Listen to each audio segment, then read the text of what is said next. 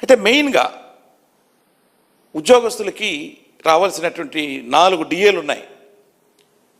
పోయిన సంవత్సరం 2, ఈ సంవత్సరం 2, మొత్తం 4 డిఏలలో ఒక్క డిఏ కూడా రిలీజ్ చేయకుండా, ప్రతి క్యాబినెట్లో కూడా ఇస్తారనుకుంటే ఒక్క క్యాబినెట్లో కూడా దాని మాట ఎత్తకుండా ఒట్టి ఎంతసేపు కూడా మరి కార్పొరేట్ సంస్థలకి ఈ ప్రభుత్వము భూములు పందారం పెట్టడం తప్ప వేరేటి ఏమీ కూడా ప్రజలకు లేకపోతే ఉద్యోగస్తులకు పనికొచ్చేటి ఏవి కూడా ప్రభుత్వము చేయకుండా వెళ్తున్నది. అలా కాకుండా ఈరోజు ఖచ్చితంగా మరి ఏదైతే రేపు దీపావళి 20వ తారీఖున రాబోతుందో ఆ సందర్భంగానైనా ఉద్యోగస్తులకు రావాల్సినటువంటి 4 విడతల డిఏని మంజూరు చేయాలని చెప్పేసి, అదేవిధంగా ఏదైతే 12th పిఆర్సీ పెండింగ్ ఉందో 1/7/2023 నుంచి పెండింగ్ ఉంది. మరి దాదాపు 2.5 సంవత్సరములు దాటిపోతూ ఉంది. పిఆర్సీని మరి మీరే మెరుగైన పిఆర్సీ ఇస్తామని చెప్పారు.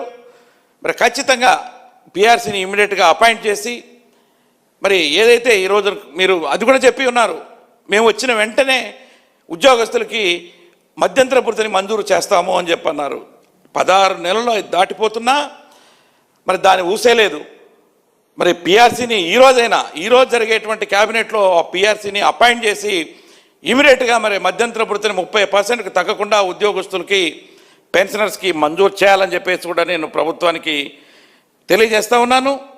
అదేవిధంగా జీపీఎస్ సిపిఎస్ అనే విధానం మీద మరి సమీక్షించి ఒక మెరుగైనటువంటి విధానాన్ని తీసుకొస్తాము అని అంటే, ఉద్యోగస్తులు ఎవరైతే దాదాపు 3 లక్షల పైగా ఉన్నటువంటి సిపిఎస్ ఉద్యోగస్తులంతా కూడా మరి ఓపీఎస్లో ఇస్తారేమో అనేటువంటి ఎదురు చూపులతో ప్రతి క్యాబినెట్లో ఎదురు చూస్తున్నారు. దాని మీద కూడా ఈరోజు ఒక డెసిషన్ తీసుకొని ముందుకు వెళ్ళాలని చెప్పేసి కూడా నేను ప్రభుత్వాన్ని కోరుతా ఉన్నాను.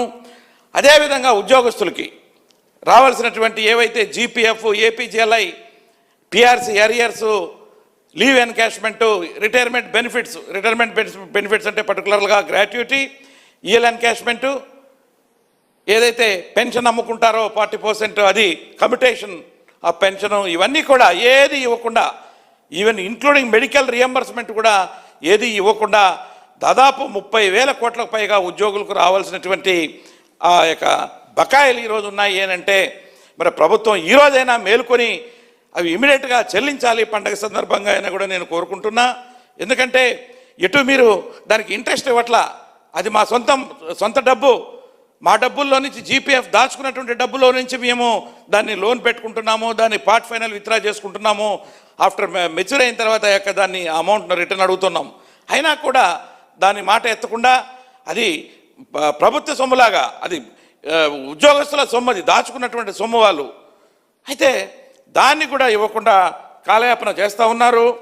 మరి అదేవిధంగా చూస్తూ ఉన్నాం ఈరోజు మరి దాదాపుగా ఈ యొక్క ఆరోగ్యశ్రీ వాళ్ళు ఇటు ఉద్యోగస్తులకి ఏహెచ్ఎస్ హెల్త్ స్కీమ్ కానీ ఎంప్లాయీస్ హెల్త్ స్కీమ్తో పాటు ప్రజలకు ఏదైతే ఇస్తున్నారో ఆ యొక్క హెల్త్ స్కీమ్ కూడా, అయ్యా మాకు దాదాపు 3,000 కోట్ల రూపాయలు ఈ రోజున బాకీ ఉన్నారు ప్రభుత్వం, అవి చెల్లించకపోతే మేము ఈ యొక్క ట్రీట్మెంట్ని బంద్ చేస్తాము, మేము సమ్మెలోకి వెళ్ళాల్సి ఉంది, మేము ఎందుకంటే హాస్పిటల్స్ నడపలేకపోతున్నాము, మేము కరెంటు బిల్లులు కూడా కట్టలేని పరిస్థితి హాస్పిటల్స్లో ఈరోజు మేము అనుభవిస్తున్నాం, కాబట్టి మాకు రావాల్సినటువంటి పైకం ఫలానా ఈ 10వ తారీఖు లోపల, అక్టోబర్ 10 లోపలగానే మాకు చెల్లించకపోతే మేము బంద్ చేస్తాం సేవలన్నీ అని చెప్పారు. అదేవిధంగా వీళ్ళు ఎటు పే చేయలేదు కాబట్టి ఈరోజు నుంచి ఆరోగ్యశ్రీ అంతా కూడా వాళ్ళు బంద్ చేసినటువంటి సంఘటన. అంటే ప్రభుత్వం ఎంప్లాయీస్ నుంచి పెన్షనర్స్ నుంచి ప్రతి నెల వాళ్ళ జీతంలోనూ పెన్షన్లోనూ 300 రూపాయల లెక్కన కట్ చేసుకుంటున్నారు. అయినప్పటికీ కూడా మేము కట్టినటువంటి ఇన్స్టాల్మెంట్తో పాటు గవర్నమెంట్ కూడా మరి వాళ్ళ షేర్ కూడా వేసి హాస్పిటల్ అథారిటీస్కి చెల్లించాలి. అది చెల్లించకుండా ఉద్యోగులు కట్టినటువంటి సొమ్మును ప్రభుత్వం దగ్గరే పెట్టుకుంటున్నారు, వాళ్ళు ఇవ్వాల్సినటువంటి షేర్ కూడా వాళ్ళ దగ్గరే పెట్టుకుంటున్నారు. అది పద్ధతి కాదు. ఇమీడియట్గా మరి చెల్లించి ఏదైతే ఈ యొక్క స్కీమ్ ఉందో, పర్టికులర్లీ పెన్షనర్స్ ఈరోజు చాలా బాధపడుతున్నారు. పెన్షనర్స్ వాళ్ళు రిటైర్ అయిన తర్వాత, కాబట్టి వాళ్ళకి ఇమీడియట్గా ఏదైతే ఉందో ఆ బకాయిలన్నీ కూడా చెల్లించి వాళ్ళకి ఆ యొక్క ట్రీట్మెంట్, క్యాష్లెస్ ట్రీట్మెంట్ ఇమీడియట్గా అందించే విధంగా ప్రభుత్వం చూడాల్సినటువంటి బాధ్యత ప్రభుత్వం మీద ఉందని చెప్పేసి కూడా నేను ఈ సందర్భంగా తెలియజేస్తా ఉన్నా. అదేవిధంగా ఈ రోజున చూస్తూ ఉంటే ఉద్యోగస్తులందరినీ కూడా ప్రభుత్వం వాళ్ళు అడిగినటువంటి ఏవి కూడా ఒక్కటి కూడా వాళ్ళకి రావాల్సినట్టు తీర్చట్లేదు. చాలామంది ఉద్యోగస్తులు ఈ రోజు రోడ్డు మీద ఉన్నారు. ప్రైమరీ హెల్త్ సెంటర్లో పనిచేస్తున్నటువంటి డాక్టర్స్ అంతా కూడా గత వారం రోజులుగా రోడ్డు మీదన ధర్నాలు చేస్తూ ఇటు విజయవాడలో మరి నిరాహార దీక్షలు చేస్తూ ఉంటే కూడా వాళ్ళని పట్టించుకోకుండా వాళ్ళకి చిన్న డిమాండ్, వాళ్ళ డిమాండ్స్ వాళ్ళు అడిగేది ఏంటంటే, ఇంతకు ముందున్న విధంగా పీజీలో మాకు రిజర్వేషను, పీజీలో ఉన్నటువంటి సీట్లలో 20% ఏదైతే ఉన్నారో దాన్ని 20% నుంచి మీరు 15కి తగ్గించారో మరలా తిరిగి 20% ఇవ్వండి అని చెప్పి కోరుతున్నారు. అది తప్ప? అదేవిధంగా మరి మాకు దాదాపు 25 సంవత్సరాల దాకా 20 నుండి 25 సంవత్సరాల దాకా ఒకే క్యాడర్లో ఆసుపత్రుల్లో పనిచేస్తున్నాం. మాకు ప్రమోషన్స్ రావట్లేదు. మాకు దప్పదప్పలుగా మరి హామీలు ఇచ్చారు కానీ ఏది కూడా ఇంప్లిమెంట్ చేయట్లేదు. మరి మాకు ఆ ప్రమోషన్స్ను ఇమీడియట్గా కల్పించండి అని చెప్పేసి కూడా కోరుతున్నారు. ఇలాంటి చిన్న చిన్న విషయాల మీద వాళ్ళు అడుగుతుంటే వాళ్ళని పట్టించుకోకుండా రోడ్డు మీద పడేసినటువంటి పరిస్థితి. అదేవిధంగా గ్రామ సచివాలయ ఉద్యోగస్తులను కూడా, ఈ గ్రామ వార్డు సచివాలయంలో పనిచేస్తున్నటువంటి ఉద్యోగస్తులు అడిగేటువంటిది ఏమీ లేదు. వాలంటీర్ వ్యవస్థను తీసేశారు. మీరు వాళ్ళు చేసే పనులన్నీ మాతో చేయిస్తున్నారు.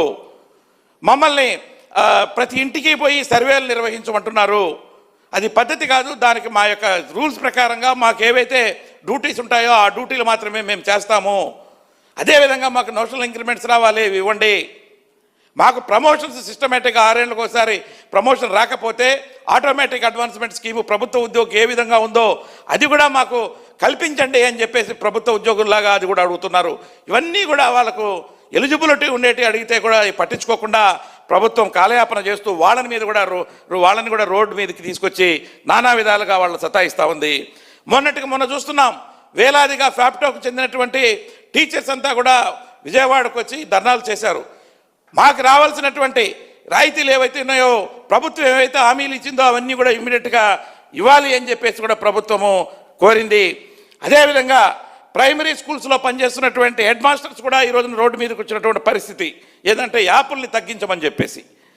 అదే కూడా ఇప్పుడు చూస్తూ ఉంటే మిగతా ఉద్యోగ సంఘాలన్నీ కూడా రోడ్డు మీదకి వచ్చే పరిస్థితి ఉంది.